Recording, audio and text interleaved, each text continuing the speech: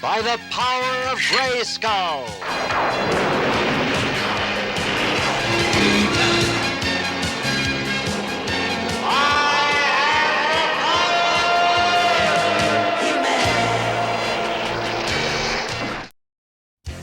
Hey guys, I'm Pixel Dan, and this is a review of the Masters of the Universe Classics Battle Cat.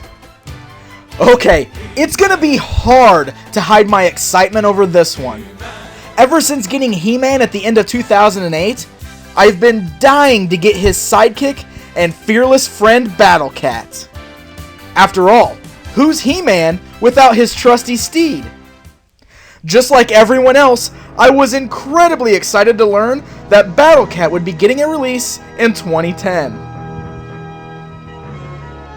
Since Battle Cat is the first large-scale figure in the Classics line, his box is quite a bit different.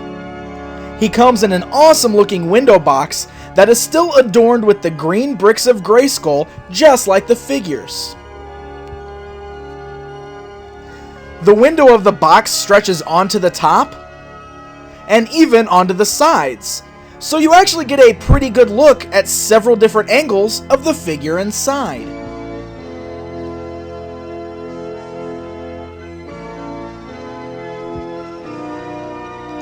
The back of the box features something pretty sweet, the original 8-back. Well, close enough at least. For some reason, Mattel chose to use the MYP-inspired Zodak instead of the classic Zodak, but still it's pretty cool to see the original 8 characters displayed on the back of this box.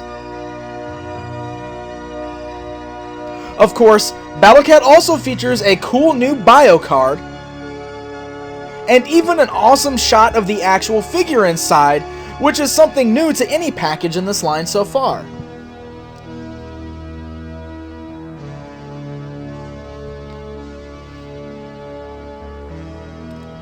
So, out of the box, wow. Seriously, wow. That's my first reaction when I see this figure. I mean, look at him. First of all, he's massive. This is the biggest Battle Cat figure we have ever had. You'll see later on in the video how he compares to the classic. The sculpting and detail on this guy is incredibly well done. The 4 horsemen have really outdone themselves this time. He features excellent details all over, such as the blowing fur on the back of his legs, to the black paw pads on the bottom of his paws, all the way to his ferocious looking teeth. He even has details sculpted on the inside of his mouth.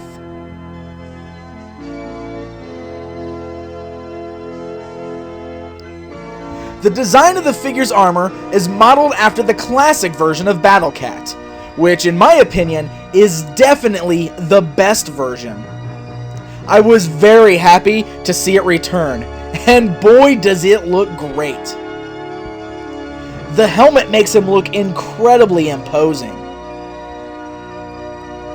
The colors on the armor are fantastic, mixing both a dull dark red with an almost metallic red on the spikes and the details. The armor is removable by simply unhooking the strap. It's connected via a small peg. The helmet just fits snugly onto the head, just like the classic. It seems to be nice and firm, so there's no worry of it falling off from being too loose.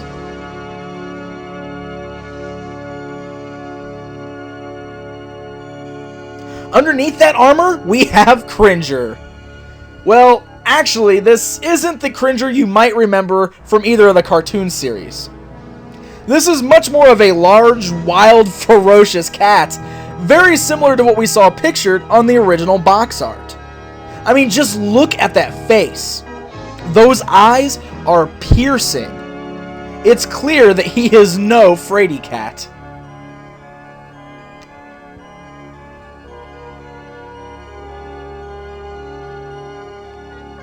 The seat of the armor features indents that will perfectly fit the loincloth of He-Man, which is good, as many were worried that the stiff loincloth on the original He-Man release would prevent him from sitting on his steed properly. So, I bet you're all ready to see what the most powerful man in the universe looks like on Battle Cat, right? Okay, here we go. He-Man fits snugly into the seat. It's a perfect fit. And man, do I now feel like He-Man is complete. I love it. Battle Cat does feature 2 small straps on the side of his armor by He-Man's feet. At first look, you would think that they're stirrups, but as you can see, He-Man's feet cannot reach them. And even if they could, the straps are much too small to actually fit his feet. But like we saw from photos from San Diego Comic-Con, the straps do hold He-Man's power sword. So I guess that's what they're actually for.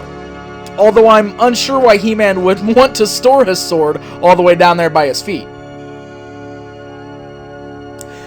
By the way, He-Man's not the only one who looks great on Battle Cat. Check out Skeletor. Bring back visions of that old box art? I love it. The articulation is really great. The mouth opens and closes, and the head has the ability to move up and down, rotate side to side, and he even has the ability to look slightly left or right because of his neck articulation. His legs have articulation featured at the shoulders, the elbows, the wrists, and evil swivels at the paws. And even his tail is articulated. He's certainly not stuck in that same static pose that the original one was.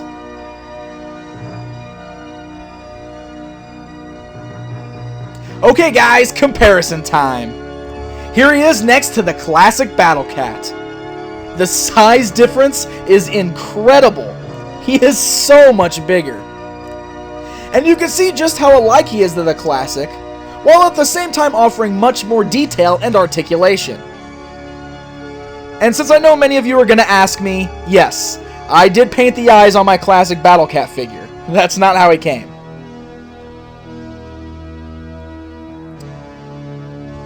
And here he is next to the 2002 Battle Cat. He looks even bigger compared to this one. And I'll say it again, I am so happy that Mattel and the Horsemen put him back in his classic armor.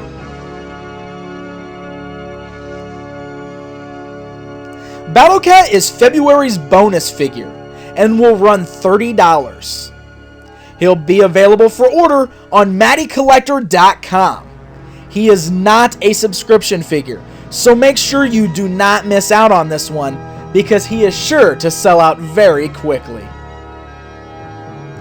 Battle Cat might honestly be my absolute favorite in the collection so far. I don't know if it was my excitement over getting this figure, or the fact that his details and his size are so awesome. But either way, I promise you will not be disappointed. Until next time, guys.